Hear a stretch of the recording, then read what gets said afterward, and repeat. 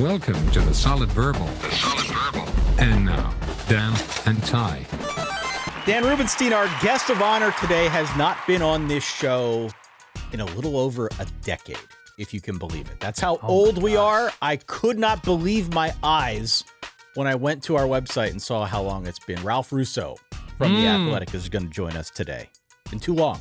Doing a great job, was at the AP forever, if I remember correctly, and now has been at The Athletic for a bit, and does great work, has been reporting on all of the college football playoff conference meetings, and has done great reporting for The Athletic. Excited to pick his brain about the whims and concerns and slamming fists, standing on the table to support some sort of automatic qualifying something.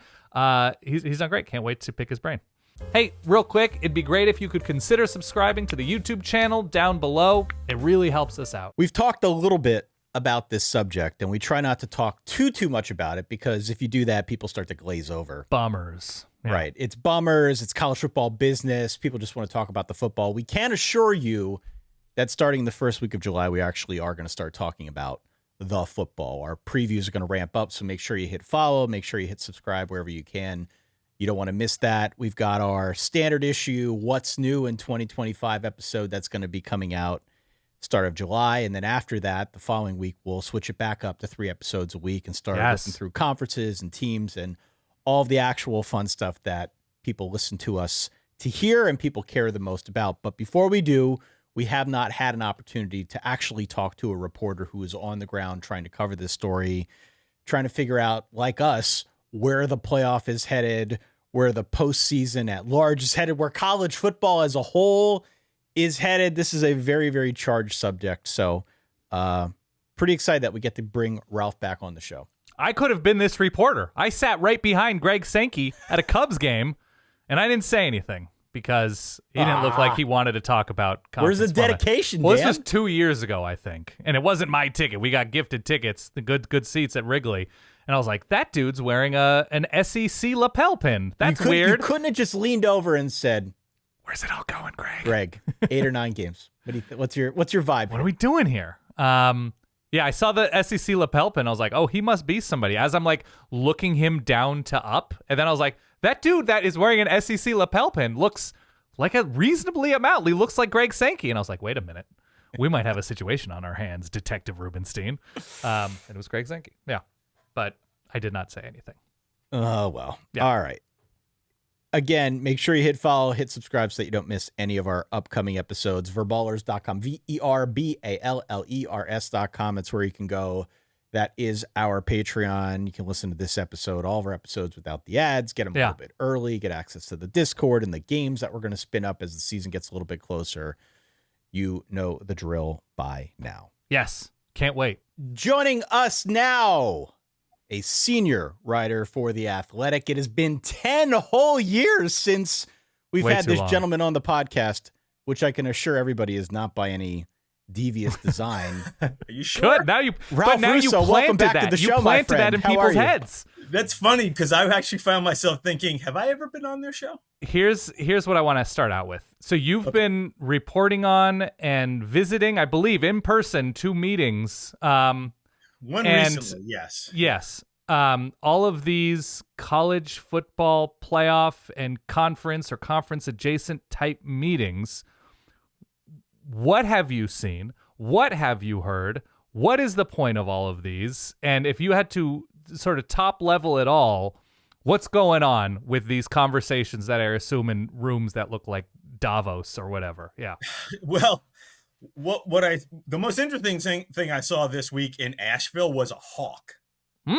Because it's a very nice resort mountain town, and there was a hawk circling the grounds of the Biltmore for a lot of the time. So because they're in the meetings and I'm just killing time, I spent a lot of time just watching the hawk fly. What kind of hawk? What kind of hawk? Oh, I'm not that person who can identify the type of hawk. By the way, if my wife was here and I had she definitely can identify the type of hawk. I cannot identify the type of hawk. Not to derail it immediately. Big hawk is a big hawk. Can I say that? I think it's either hawk mating season or we just got through hawk mating season, because there are signs out where I live to watch out for hawks and or I think they're red-tailed blackbirds. They become very protective. Red-winged blackbirds, excuse me. Yeah. Red-tailed hawks, red-winged blackbirds. Correct. So you just, I don't know, keep your distance. But yeah, hawks are definitely like, you file under that, like the nature is metal kind of offering. Okay. So you're in Asheville. Top line takeaway though from the meetings, as far as, to try to be a little serious here though, really, again, it was yet another meeting where you sit there for 36 hours and you come away going like, why did I need to be here? Right. Like how did I justify the expense report to be here? I think I am a little cautious to use the word impasse, but we are in a corner here with the discussions as it turns to the college football playoff and what the future will be. We're a little bit of a log jam. Because I'll try, let me see if I can describe the decision tree here. Okay. The decision tree starts in the SEC with how many conference games it is willing to play. If the SEC is going to stay at 8 or go to 9, that influences the Big Ten. The Big Ten very much still wants to do the AQs. They have not really moved off of a desire to do the AQs. Automatic qualifying, yeah. Yeah, the automatic qualifying, mostly automatic qualifying, 4 for them, 4 for the SEC, 2 for ACC and Big 12. Yes. Right. And maybe we go to 16, so it creates a little more space in terms of at-larges, and that's helpful to everybody involved. I think that's still where they want to land. I think if the SEC is willing to go to 9 games, you might see a path where the Big Ten, and really it comes down to the Big Ten and the SEC guys. The other conferences are going to have input. They may think they can have more input than maybe they do, but it seems like the way the contract is written, the governance gives the SEC and the Big Ten final say. So they need to come together. And I think if the SEC went to 9 conference games and said, we really want this at-large heavy format, 5-11, something along that, like where there's a lot of at-large bids, I think the Big Ten might be willing to relent and say, okay, well, we don't want to cut off our noses to spite our face. We are going to get more teams in the field here because the field will be bigger. Maybe we should do that. Right. But if the SEC is sort of adamant about staying at 8, or the SEC will only go to 9 if it gets to the AQs, right? Maybe the SEC says, okay, we want to go to 9 conference games. Greg Sankey, I think, really would like them to go to 9 conference games. And they say, okay, the protection we'll get for going to 9 conference games is AQs. So I don't know. I hope I explained that well, but that's where things are hitting here. It's 8 and 9, and then decisions get made from there. But there's a little bit of a standoff where the Big Ten is like, listen, like, we'd be willing to listen to something alternative to the AQs, but you got to go to 9 conference games. And the SEC is like, we're not really sure we want to go to 9 conference games. So what's the breaking point there? In the event of a true impasse, because they've got this deadline now of December the 1st to try and work out what is the format going to be next season. If they can't come to some kind of mutual understanding, then what happens? What does it look like in 2026? So I think you default back to what you have. I do. Okay. But again, like, I have a hard time accepting that. Like, I've been told that, well, we'll just stick with what we got. But it kind of goes back to what I just said about, well, isn't it better to have 16 rather than 12? Like, you'll get more of your teams. If the concern is we want more teams in, and it's always the bottom line in all these conversations is every league thinks it should get more teams. Sure. Right. It's just fundamentally, they all think they should get more teams. They all think the selection committee does not give their teams enough credit. Whether it's the Big Ten, the Big 12, they all have the same complaint at the core. So I think the default is, well, we'll just stay at 12. We'll just keep it the way it is. But tell me, like, I'll ask you again, like, why is 12 the way it's set up now? Why is that better than going to 16, which is still a similar setup? You just add a few more AQs. So that's why I'm a little skeptical about them sticking with 12, because I do think the one thing they tend to be able to agree upon is, well, just make it bigger.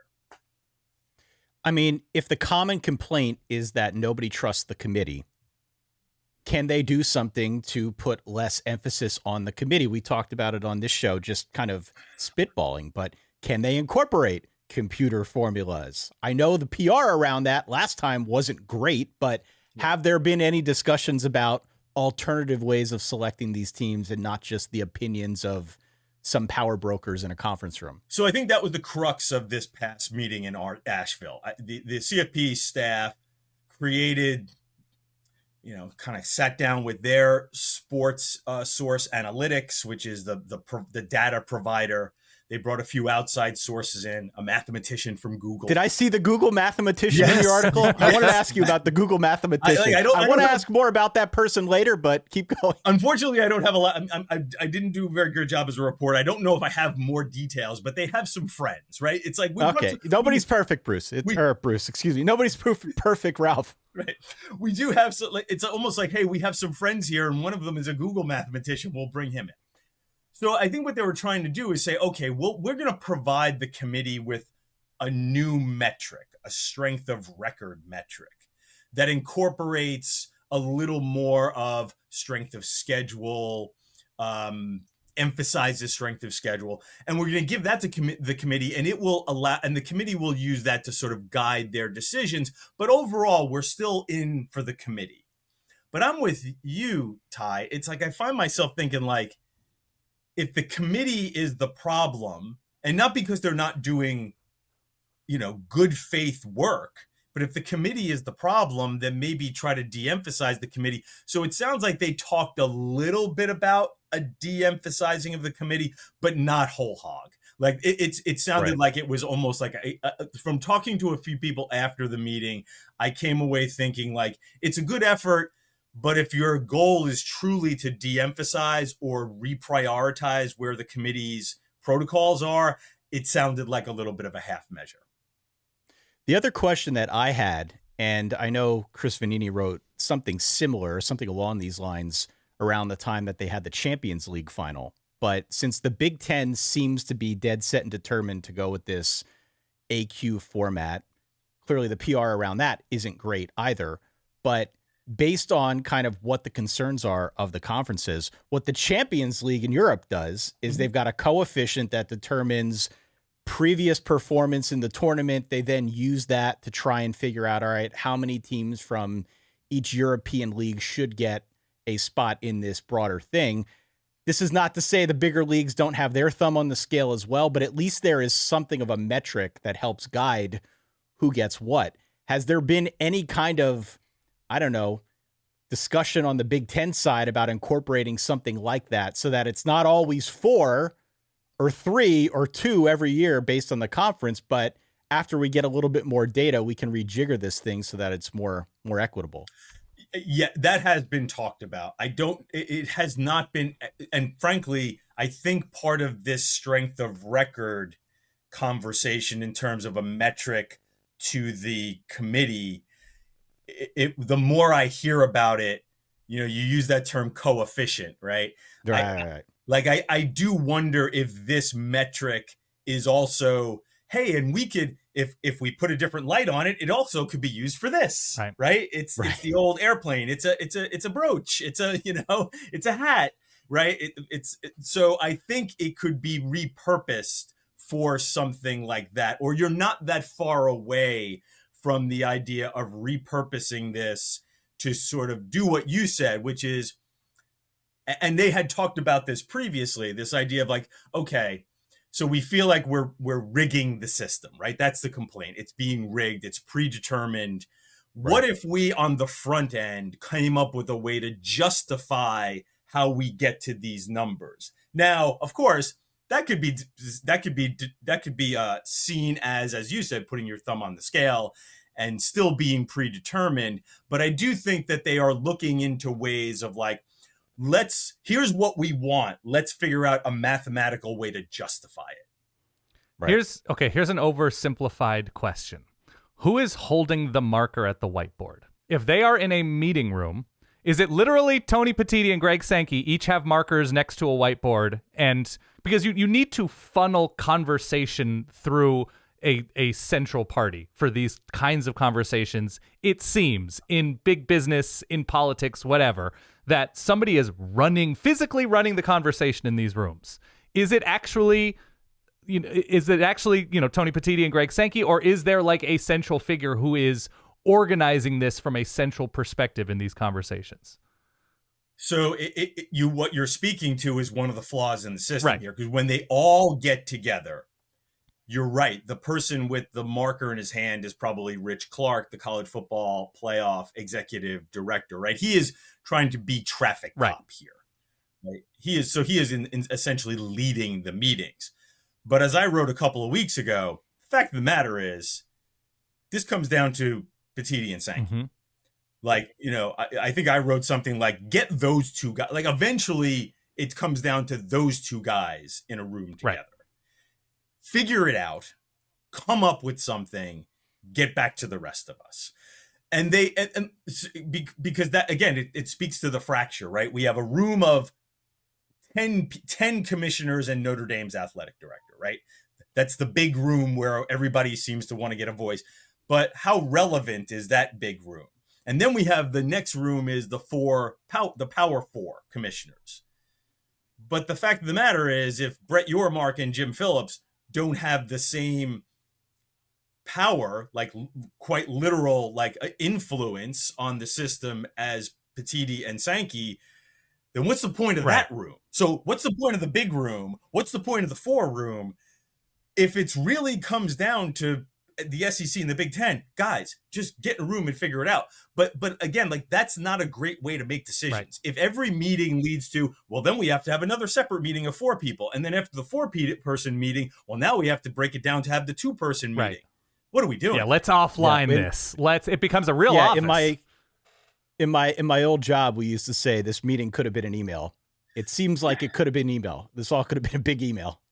Yeah. And the other thing that's sort of frustrating, and this is a little bit of a side, like, so after the 10-person meeting is done, Rich Clark comes out, and God bless him. He's another person who has been given a high profile job that has very little power, right? We have a lot of those in college sports. Here's a cool title and a big paycheck. You have no decision-making power. Like, what are we doing, guys? So, he comes out and he gives us a little bit of information that came up from the meeting. And I'm like, you know what? Just give us a piece of paper about what you talked about. Like, you talked about, you tried to come up with this metric. Just tell us what's in the metric. Like, what are we hiding here? So it's a frustrating process to cover because of a lack of transparency. It's also a frustrating process to cover because there's a lot of people who are deemed influential and having a voice here who really don't. Is there an option on the table? Because I think this is, again, I have zero business background. Is there an option on the table that sort of adheres to the best deal is one that leaves everybody a little unhappy? Is that little bummed out? What is that? No, you would think. Yeah. So that's what I keep going back to, this idea of, if they can get to, again, it's this loggerheads of like, I do think the SEC going to 9 conference games and having a 5-11 16-team playoff with a lot of at-large bids, I kind of can feel like the SEC would be like, well, this is not exactly the way we wanted to get to 9, but we're going to get a lot of teams in this field, so let's just do that. And the Big Ten would be like, well, we didn't get our AQs, but at least they're playing the same amount of conference games. And guys, like, the thing with the conference games is, I understand, like, Bill C would come on here, Bill Connolly would come on here and tell you, like, listen, the SEC does play the strongest schedules, even though they're only playing 8 games.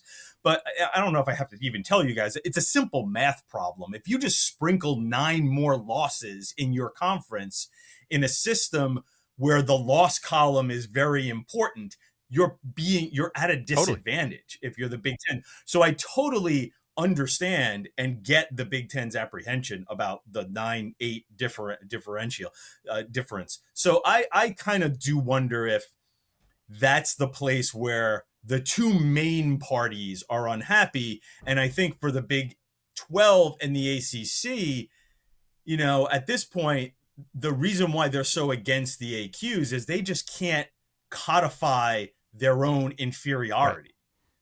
Right. But they may be better off in a system that guarantees them 2 in the long run.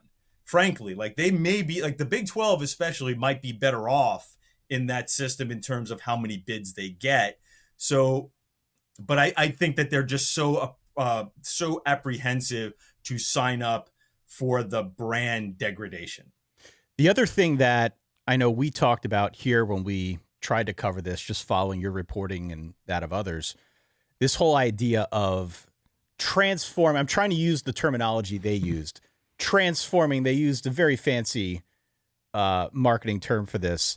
Conference championship week, right? It's not just going to be conference championship week. Reimagining. You know it. Reimagining. Thank you. Yeah. Thank you. Reimagining. We're going to have like these play-in games now where the 3 plays the 6 and the 4 plays the 5. And we're going to make a whole like play-in tournament weekend championship out of this. Week.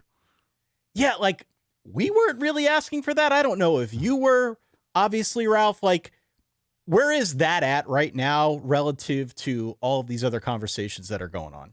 Well, so that's pivotal to the AQ conversation because one would trigger the other, right? Okay, right. The Big Ten very much wants that, what you're talking about, which is also goes back to the problem with the AQ model. I think the SEC in SEC country, that wasn't their idea. That was the Big Ten's idea. The reimagining of the week of the weekend and 3-6, all these play-in games. Now, I remind you here, Tony Petitti came from Major League Baseball, and if you're Major League Baseball fans at all, and I am, if you think back, there was a point where baseball sort of like a light bulb went on, and they were like, "Boy, our final weekend of the season, if we have play-in games and if they're tiebreakers, like we can create high stakes." Small series or play-in games that do great, like people really love them. So that's what the Big Ten is trying to recreate, like these high stakes play-in games on the final weekend of the season. And if you have AQs, you can do them. And I think the SEC was like, that kind of sounds like a pretty interesting idea, but it's not their idea. They're not married to it. And the problem is, with the other conferences, they're like, well, we can't do that because if we don't have as many bids, like we can play one play-in game. So you're creating all this new, like interesting inventory for yourself, Big Ten, but we can't do that. So why should we sign up to allow you to do that? Right. I don't really mind those. I actually think it's kind of an interesting idea. And I think it might be fun to have a weekend where there's like 3 or 4 very high stakes games. I don't know if I'm down with the AQ model, but I find myself being interested in these play-in games. And again, they are tied together. You can't have them without the other. If you have an at-large bid situation, I think you're probably eliminating the AQs, though I wouldn't be shocked if the Big Ten tried to come up with a way to incorporate them in some way, shape, or form. Do you get the sense that there's anybody in the room that listens to all of this and says, guys, we're making this sport so difficult.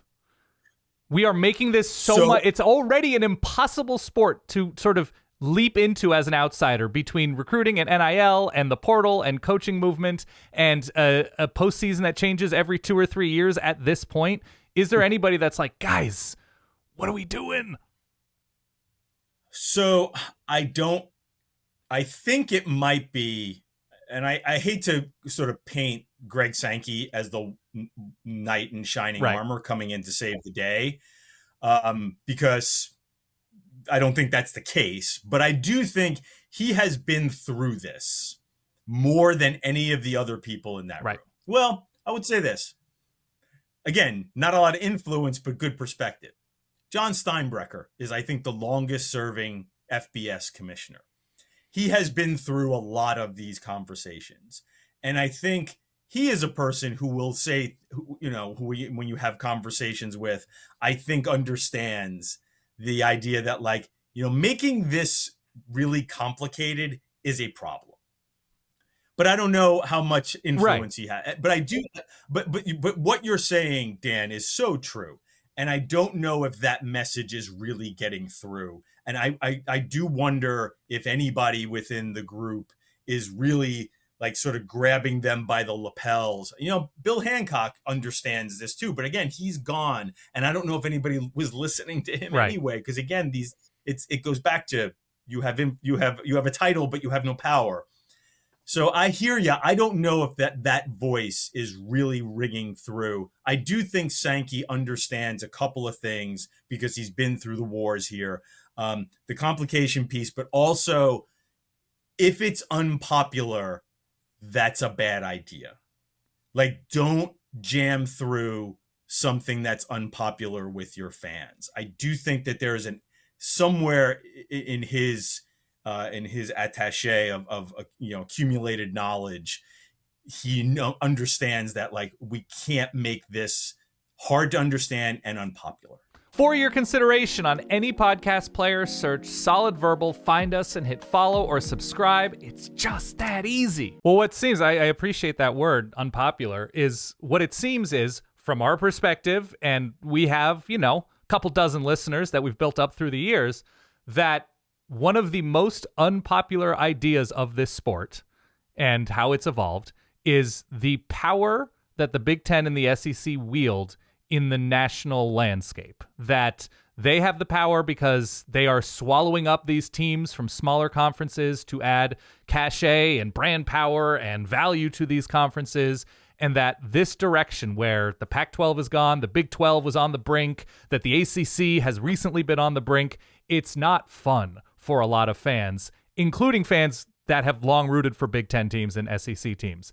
Is there self-awareness in this room that thumbs on scales is not something that is going to drive increased passion about this sport? Among at least a good percentage of fans in our experience, but who knows?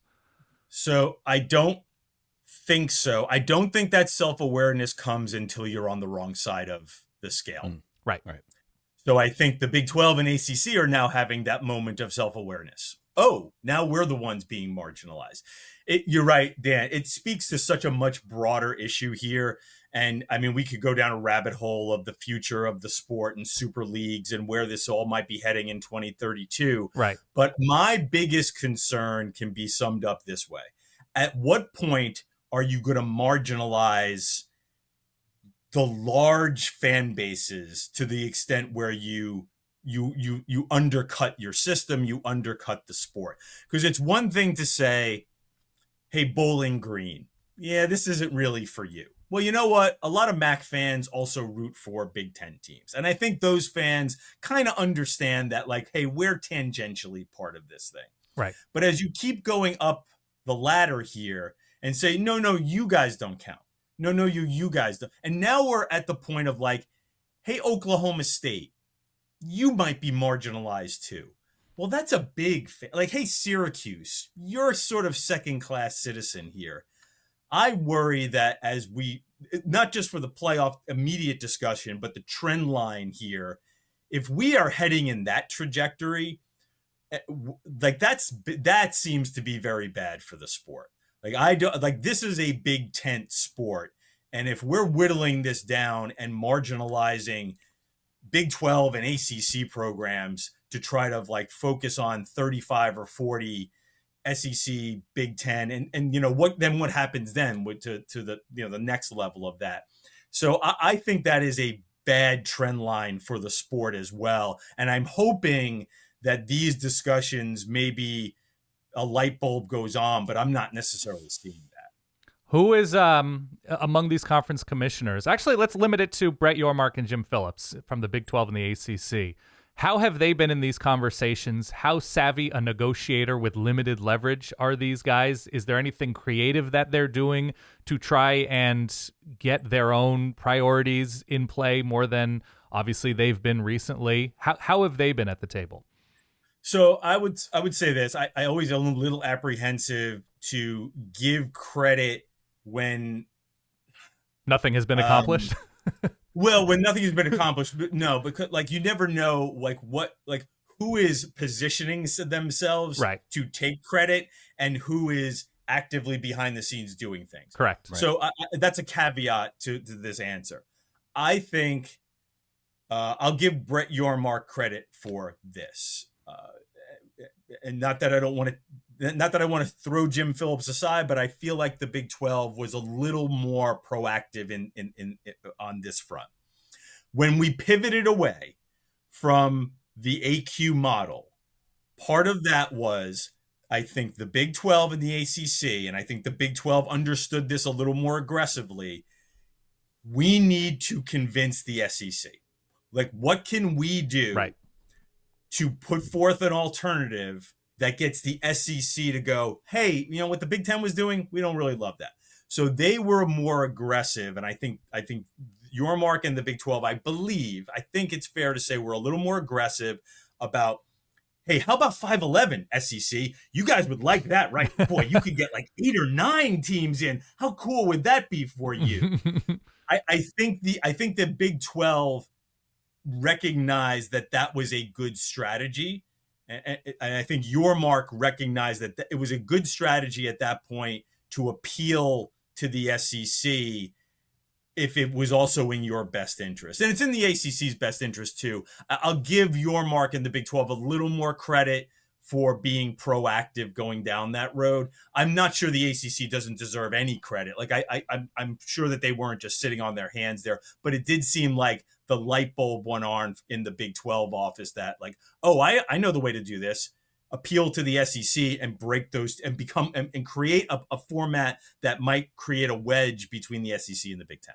Gosh, you've just described the plot of Inception 2, but with a college football bent to it.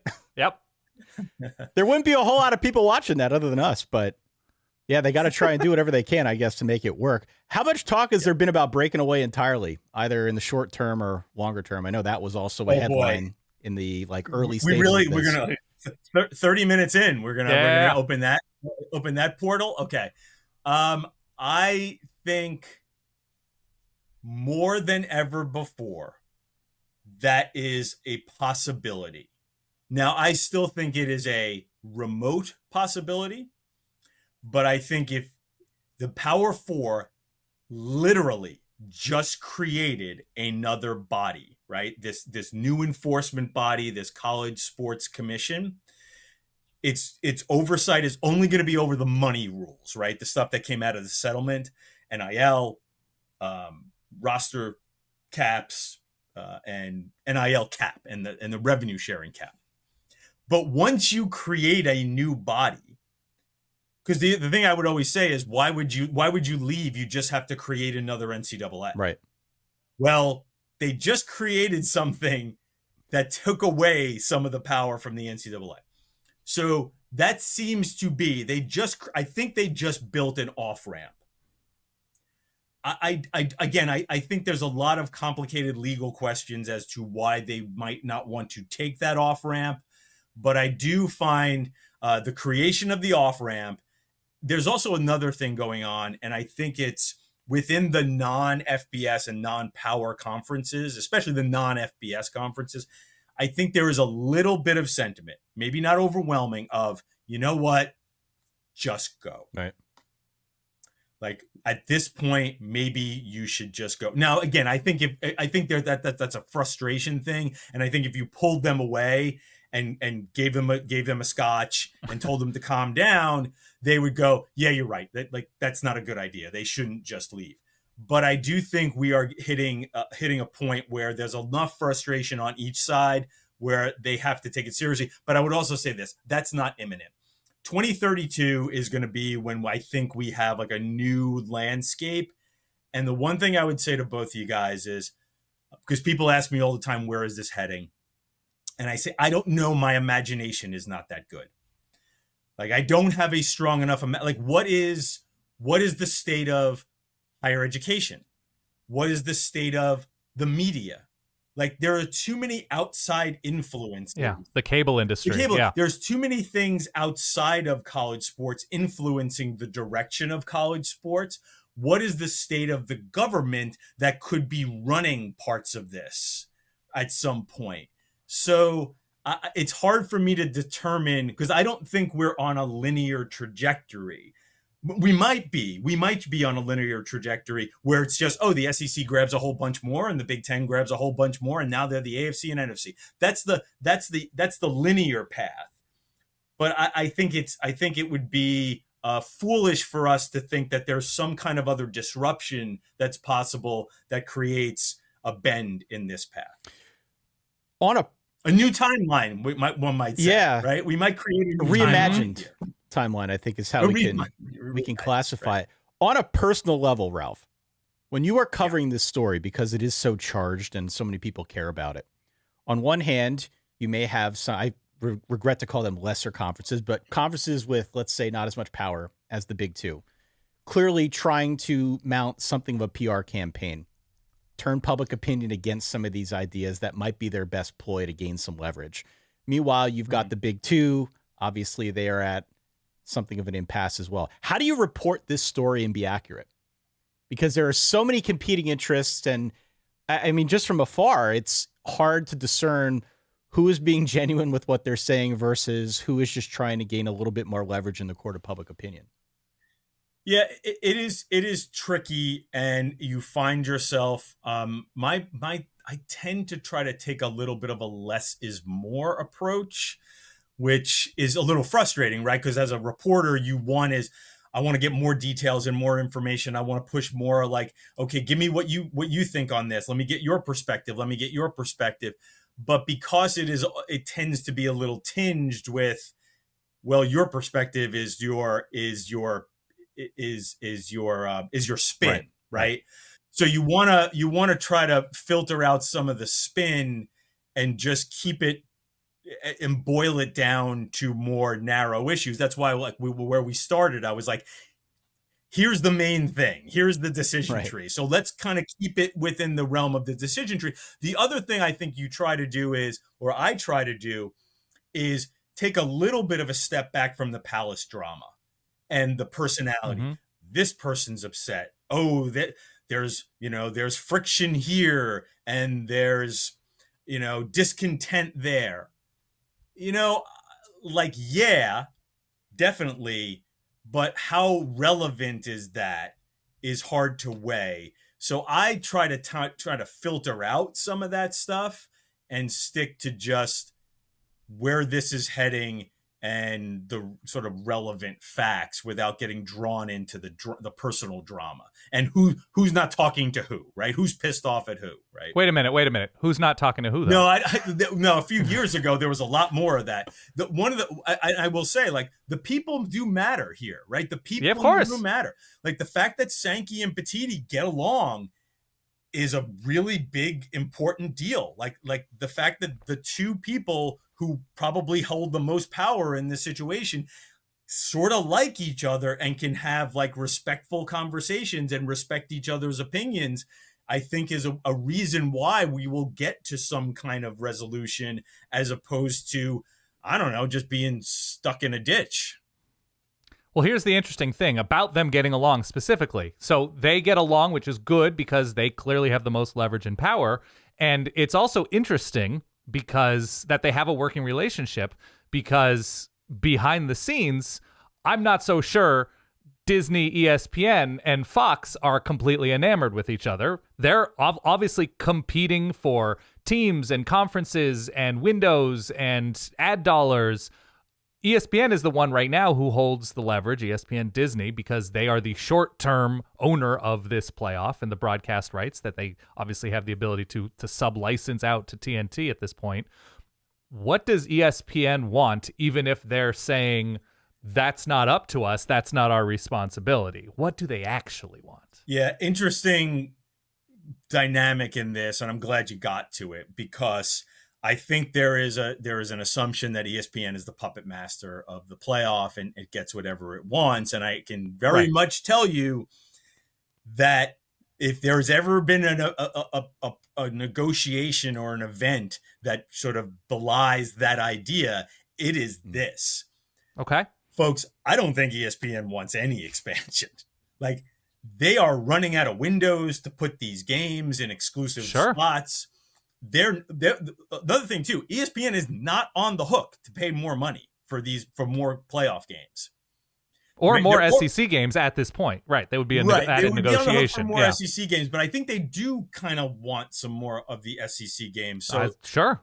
But when you talk about like play-in games, like I think Fox has a lot less inventory. Big Ten play-in series. Oh, that sounds like a cool idea. We'll do that. I don't think the ESPN is like really dying for an SEC championship weekend with a bunch more games. They just did great numbers on the first SEC championship game they've had in years. So ESPN's role in this is weird because like I don't think they're dying for any of the things that are being talked about, but again, unlike what the perception is, they don't just say do this and the group jumps. Right. Is there conversation regarding expansion around, the NFL, around a schedule that requires Tuesday games, Thursday games, Friday games, which is obviously not, a traditional window for major college football games, and the unique nature of college football as a huge sport trying its best to mimic the bigger domestic version of this sport, whereas college baseball is different than Major League Baseball. Sure. And decidedly so. Their postseason, the format of the games, the equipment used in the games, the NCAA tournament stands alone with regard to, a one and done basketball tournament as opposed to a series. And it's just very different, the way the games are played, the way the postseason. And now college football is saying, we want to get closer and closer to this thing that is going to continue to swallow us in terms of attention. Is there self-awareness there that college football, with each passing day, is saying, let's get away from the main thing, which I guess was bowls, and try to mimic this thing that's always going to dwarf us? So the thought process is not as philosophical as you're making it, Dan. You are far more thoughtful. And it's the off season. Yeah. Thank you. Their issue, they're not concerned about the morphing into I don't sense that there is a real concern about morphing into the NFL and then trying to compete against the NFL by becoming the NFL. I think it's a much more base level problem, which we just referred to. Where do we play these games so we're not being engulfed by the NFL? Right. Like it literally is just a proximity issue. We have to create some space where we can be the thing at a time when the NFL, which is the biggest thing, is taking over everything. So how do we balance that from a schedule perspective, and where and when we play the games? How much are we burying ourselves? How much do we have to go head to head here? I think they've swallowed to a certain degree. Yes, at some point we're just going to have to eat it and go sort of head to head against the NFL. But it also speaks to, again, the ESPN issue of them going like, hey, we paid 1 point whatever billion for this thing, and now you're giving us games that are played against Chiefs Bills. Like, that's not what we signed up for. Some of this stuff might sort itself out by the NFL going to an 18-game schedule, putting in some extra buys. Now, all of a sudden, the NFL goes deeper. You've created a little more space on the calendar for college football not to be swallowed up. So it's a logistics problem for college football and the college football playoff. I don't think it is an existential issue to the idea what you're talking about, Dan, in terms of what do we want to be, right? Is there anybody in that room thinking long term? Oh, I think there are. Okay. Because that's the first question, Well, right? If you're thinking long term, it's what do we want to be? Where is this going? yeah, no, but I think what they want to be. So, but you have to understand part of the reason why we switched to this expanded playoff. I like to sometimes describe it as like this. Don't think of it as an expanded playoff. All they did was take the BCS, not the BCS, the New Year's Six games. New Year's. Yeah. I'm already forgetting the old. The terminology changes every few years. It's okay. The old New Year's Six games. All they did was say, okay, now you're playoff games, right? We just wanted to put relevance on those games. At a certain point, what they're going to do is the Citrus Bowl. We just want to make that relevant. Well, what if we made it a early round playoff game? What if when we expand to 24 at some point? Now, that's not happening anytime soon, by the way. Just to be clear to your listeners, they're not talking about a 2014 playoff, right? But I think that's the philosophy of how do we keep our postseason games relevant?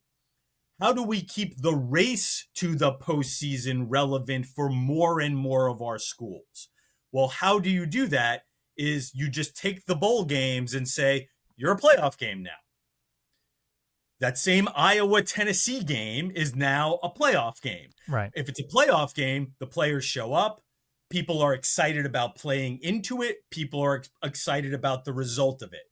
If it's just the bowl game, nobody cares about the fact that you're playing to get in it, right? The November stretch to get to the Citrus Bowl, nobody cares about anymore.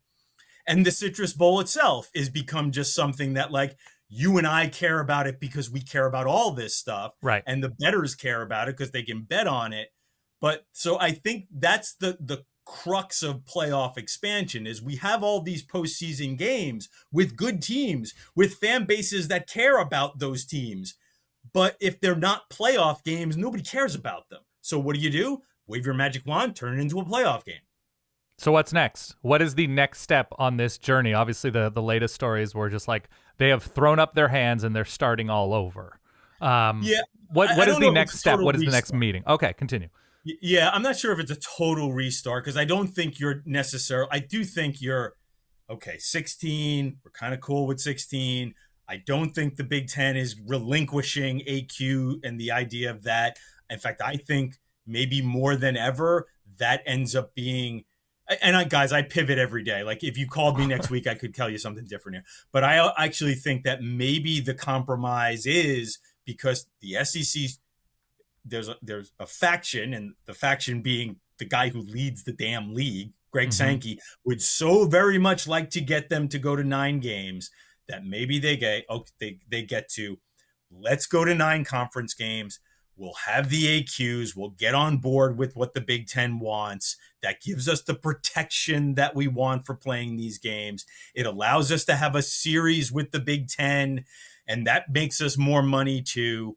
So I do find myself wondering if the Big Ten might end up getting its way here because the SEC sees that as the better path to getting not necessarily the ideal playoff, but to getting the ideal revenue generator throughout their entire football operation.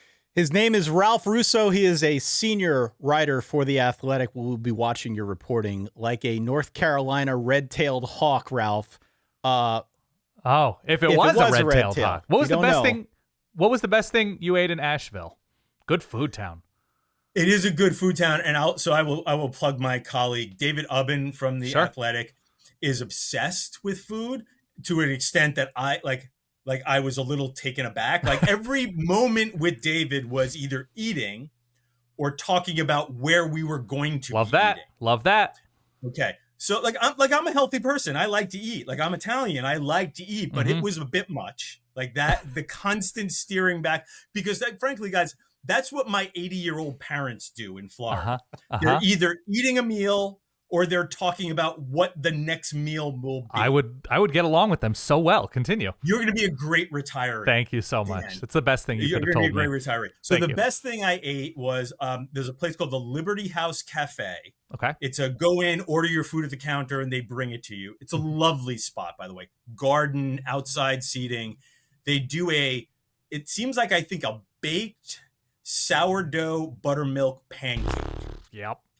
It was really, really yummy. I mean, it was really like now again, David, most of the conversation over the next 36 hours was about the pancake. Yeah, the sourdough pancake. Yeah, sure. I'm still getting texts about the pancake. Great. It was but I will say, it was a really good pancake. Okay. I had blueberries in mine. It was an excellent pancake.